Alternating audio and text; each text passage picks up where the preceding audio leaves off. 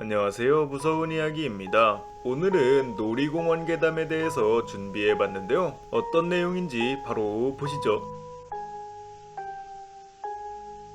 귀신의 집은 공포를 좋아하시는 분들이라면 꼭 들려야 하는 장소인데요. 이곳에서 진짜로 귀신을 목격하게 된다면 여러분들은 어떠실 것 같나요? 실제로 대구 이월드에 있는 귀신의 집에서는 진짜로 귀신을 목격한 사례가 있다고 하는데요. 그 내용을 살펴보시면 당시 중학생이었던 남자아이는 대구 이월드로 소풍을 가게 되었다고 합니다. 그리고는 평소 함께 다니던 4명의 친구들과 무리를 지어다니며 놀이기구를 즐겼다고 하는데요. 아쉽게도 이 학생들이 끄는 입장권에는 횟수 제한이 있었기 때문에 많은 놀이기구를 즐기기에는 무리가 있었다고 합니다. 그런데 이때 지나가던 친구가 자기는 귀신의 집만 10번을 넘게 이용했다고 자랑하며 그 노하우를 알려주게 되는데요. 그 내용은 귀신의 집 입구로 들어간 뒤 출구로만 나오지 않으면 계속해서 귀신의 집을 이용할 수 있다는 내용이었습니다. 즉 나가지 않고 다시 입구로 돌아가면 계속해서 귀신의 집을 이용할 수 있다는 건데요. 이 말을 들은 친구들은 재밌겠다고 생각을 했고 곧바로 귀신의 집으로 향하게 됩니다. 물론 처음에는 겁도 나고 무서웠지만 시간이 지나면서 점점 시시해졌다고 하는데요.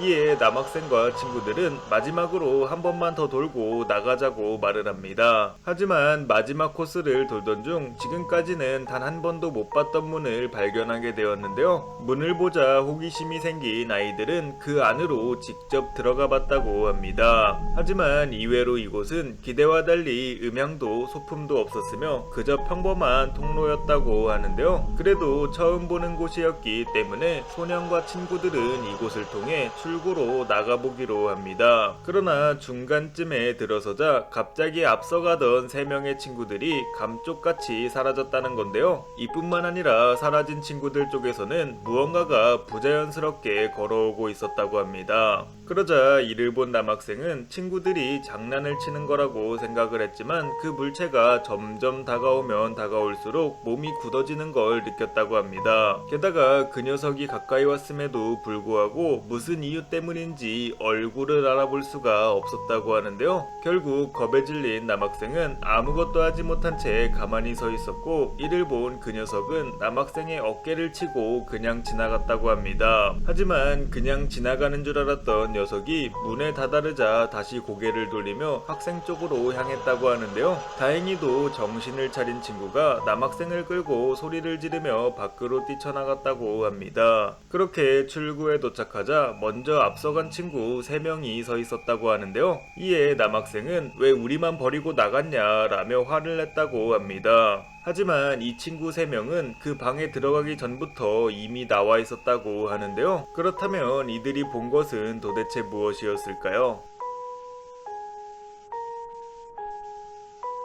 과거 에버랜드에는 독수리 요새라는 롤러코스터가 있었다고 하는데요. 당시에는 T-익스프레스가 없었기 때문에 독수리 요새는 엄청난 인기를 끌었다고 합니다. 하지만 2008년 11월 이 놀이기구에서 사고가 하나 발생하게 되는데요. 그것은 바로 독수리 요새를 수리하던 수리기사가 사망하는 인명사고였습니다. 하지만 운행 중 일어난 사고는 아니었기 때문에 에버랜드 측은 운행을 이어나갔다고 하는데요. 이때부터 독수리 요새를 탑승한 사람들은 기이한 현상을 겪게 됩니다. 그 내용을 살펴보시면 놀이기구를 타다가 죽은 인부의 영혼을 봤다거나 갑자기 전화벨 소리를 듣기도 하는 등 굉장히 소름 끼치는 일들이 계속해서 일어났다고 하는데요. 이로 인해 독수리 요새는 운행을 중단하게 되었고 결국 지금은 사라지게 되었습니다. 하지만 2021년이 되자 에버랜드에서 근무하던 엔지니어가 또다시 전화벨 소리를 듣게 되면서 다시 이 괴담은 화제가 되었는데요. 놀랍게도 그의 말에 따르면 야간에 놀이기구 보수 작업을 하던 도중 가지고 온 공구가 부족했고 이에 함께 작업 중이던 선배가 독수리 요새로 가서 공구 좀 가져와라 라고 말을 했다고 합니다. 그래서 어쩔 수 없이 그는 독수리 요새로 향했고 유일한 빛이었던 휴대폰 조명에 의지하며 요새 안으로 들어갔다고 하는데요. 다행히도 공구는 그리 멀리 있지 않았고 이에 남자는 공구를 집어 바로 돌아가려고 돌아가려고 했습니다. 하지만 그가 돌아가려던 그때 어디선가 전화벨 소리가 들렸다고 하는데요. 이미 늦은 밤이었기 때문에 모두가 퇴근을 한 상태였고 운행을 중단한 이후로는 손님들의 출입도 없었기 때문에 그때 들은 휴대폰 소리는 아직까지도 이문이라고 하네요.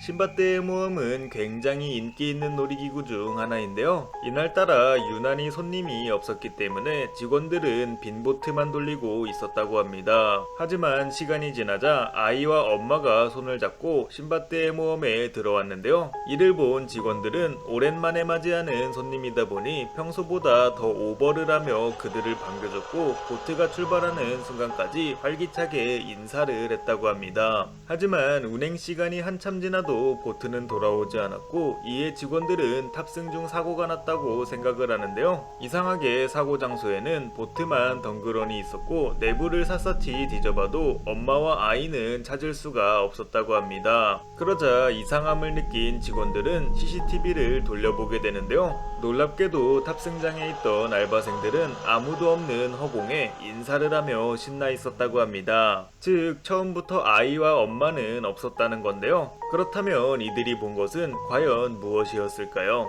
이상으로 놀이공원 괴담이었습니다. 재밌게 보셨다면 구독과 좋아요 부탁드립니다. 감사합니다.